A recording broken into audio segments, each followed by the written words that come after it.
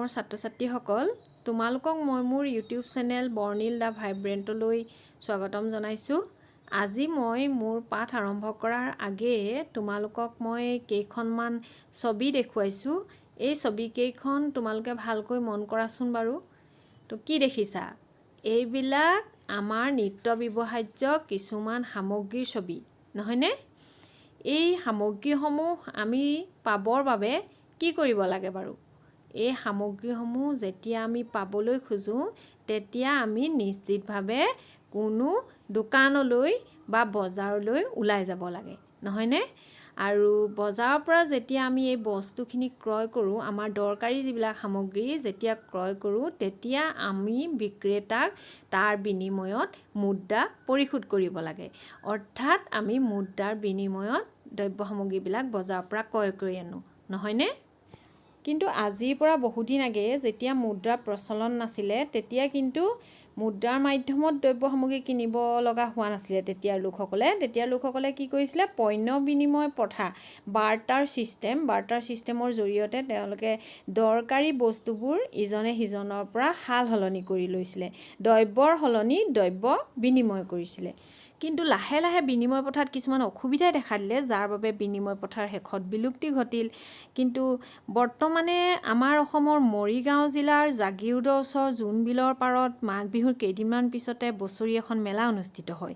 আৰু সেই মেলাখনত এখন ডাঙৰ বজাৰ বহে, য'ত পাহাৰীয়া জনজাতীয় লোকসকল লগতে ভৈয়ামৰ লোকসকলে বিভিন্ন সা সামগ্ৰী লৈ তালৈ যায় আৰু তেওঁলোকে অইনৰ সামগ্ৰীৰ লগত নিজৰ সামগ্ৰীৰ সাল সলনি কৰে বা বিনিময় কৰে।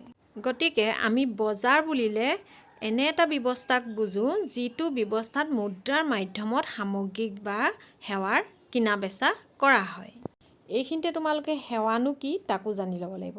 তোমালোকে এটা কথা জানা যে সমাজৰ কিছুমান লোকে আমাৰ কাৰণে অহৰহ কিছুমান কাম কৰি আছে। যেনে ধৰা শিক্ষকসকলে ছাত্ৰ ছাত্ৰীসকলৰ কাৰণে শিক্ষা প্ৰদান কৰিছে, চিকিৎসকসকলে আমাৰ বেমাৰ আজাৰ হওঁতে আমাৰ চিকিৎসা প্ৰদান কৰি আমাক সুস্থ কৰি তুলিছে। তাৰোপৰি উকিলসকলে, অধিবক্তা, তেওঁলোকেও আমাৰ কাৰণে কিছুমান কাম কৰিছে।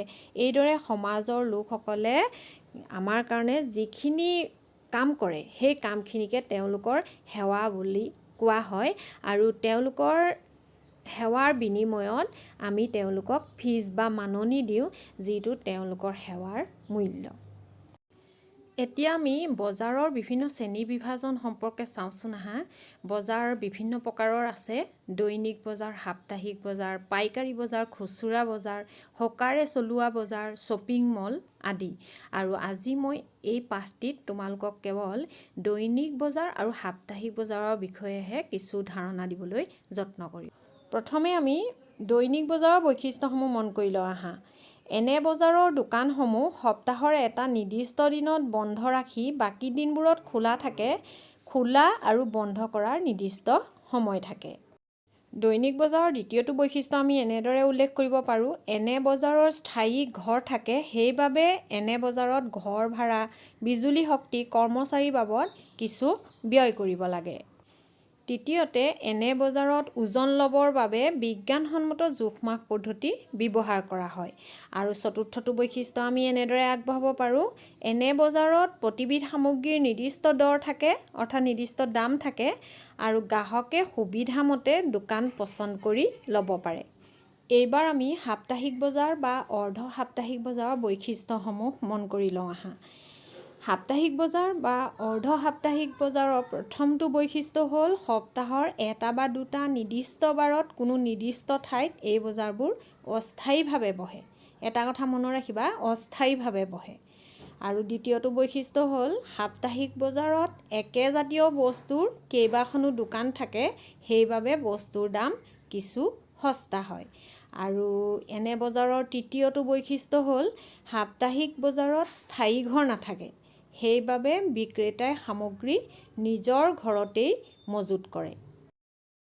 ছাত্ৰ-ছাত্ৰীসকল, তোমালোকৰ বাবে এটা গৃহকৰ্ম ৰাখি মই আজিৰ পাঠটো সামৰিছোঁ: দৈনিক বজাৰ আৰু সাপ্তাহিক বজাৰৰ বৈশিষ্ট্যসমূহ লিখা। মই ইয়াৰ পাছৰ যিটো ভিডিঅ' প্ৰস্তুত কৰিম তাত মই দৈনিক বজাৰ আৰু সাপ্তাহিক বজাৰৰ পাৰ্থক্য লগতে দুয়োখন বজাৰৰ সুবিধাসমূহ দিবলৈ চেষ্টা কৰিম।